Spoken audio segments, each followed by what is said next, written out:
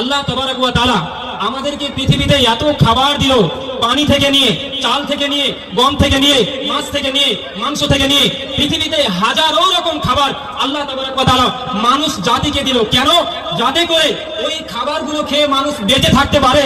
আমি যে মানুষদেরকে 60-70 বছরের জীবন দিয়েছি, এই জীবনটা যাতে করে তারা নিজের পায়ে দাঁড়িয়ে থাকতে পারে, এই দাঁড়িয়ে থাকার জন্য আল্লাহ তাবারাক ওয়া তাআলা মানুষকে অনেক খাবার দিলে। কিন্তু আজ মানুষ এতটাই নিচে নেমে গিয়েছে, এতটাই নিচে নেমেছে যে আল্লাহর দেওয়া রুজির উপরে তারা সন্তুষ্ট না হয়ে যেসব খাবার কুকুরে খায় না, চতুষ্পদ প্রাণীতে খায় না, ওই সব খাবার আজকে মানুষ খায়। যার কারণেই মহান আল্লাহ তাআলা পবিত্র গ্রন্থ কোরআনে ঘোষণা দিয়ে বলেছেন, ওয়ালাকাদ যারানা লি জাহান্নামা কাসীরাম মিনাল জিন্নি ওয়াল ইনস। আমি কথা আল্লাহ তাবারাক ওয়া তাআলা কঠিন কিয়ামতের ময়দানে যখন জাহান্নামকে জ্বালাবে, তখন জাহান্নামের জ্বালানি তৈরি করবে মানুষ এবং জিনকে দিয়ে। অবাক কথা, সূরা বাকারার ভিতরে আছে পাথরের কথা। এখানে মানলাম মানুষ এবং জিন গুনাহ করে, গুনাহ করার কারণে আল্লাহ তাদেরকে জাহান্নামে দিবে, জাহান্নামের ইন্ধন বানাবে, লকড়ি বানাবে। কিন্তু পাথর কোন এমন অপরাধ করলো, পাথর কোন এমন গুনাহ করলো যে আল্লাহ পাথরকে জাহান্নামের ইন্ধন বানাবে?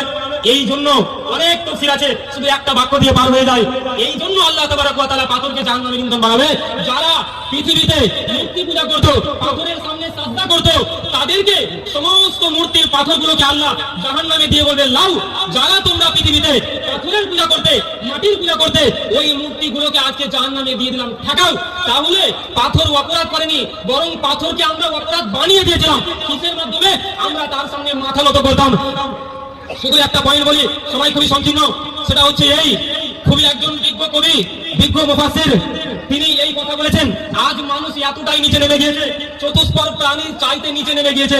শুধু একটা কারণ বলি, তার মধ্যে থেকে সবচাইতে গুরুত্বপূর্ণ যেটা পয়েন্ট, সেটা হচ্ছে এই, তিনি আফসোস করে বলেছেন, সারা পৃথিবীর বুকে যত চতুষ্পদ প্রাণী রয়েছে, গরু থেকে নিয়ে, ছাগল থেকে নিয়ে, হাঁস থেকে নিয়ে, মুরগি থেকে নিয়ে, যত চতুষ্পদ প্রাণী রয়েছে, এই চতুষ্পদ প্রাণী তাদের মুখে ভাষা না থাকতে পারে, তারপরেও তারা এক আল্লাহকে ডেকেছে। কিন্তু মানুষ এত নির্লজ্জা, মানুষ এতটাই নিচে নেমে গিয়েছে, এরা আল্লাহকে বাদ দিয়ে মানুষের পূজা করে, মানে পীরের সামনে মাথা নত করে, আবার যার জান নাই পাথরের সামনে পূজা করে। সর্বশ্রেষ্ঠ পয়েন্ট যেটা আমার বলার উদ্দেশ্য, আল্লাহ তাবারাক ওয়া তাআলা বলেছেন, কোরআনের ভিতরে রয়েছেন বিজ্ঞ মুফাসসিরের কথা, সারা পৃথিবীর বুকে যত চতুষ্পদ প্রাণী রয়েছে, গরু থেকে নিয়ে, ঘোড়া থেকে নিয়ে, ছাগল থেকে নিয়ে, বকরি থেকে নিয়ে, হাঁস থেকে নিয়ে, মোরগ থেকে নিয়ে, আল্লাহ দেওয়া রুজির উপরে সন্তুষ্ট আছে।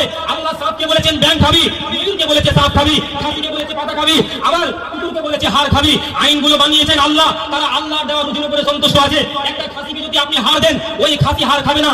কুকুরকে যদি আপনি পাতা দেন, তো কুকুর পাতা খাবে না। তবে একটা কুকুরকে যদি আপনি হাড় দেন, হাড় খেয়ে নিবে। খাসিকে যদি পাতা দেন, পাতা খেয়ে নিবে। তারা এক কথাই চতুষ্পদ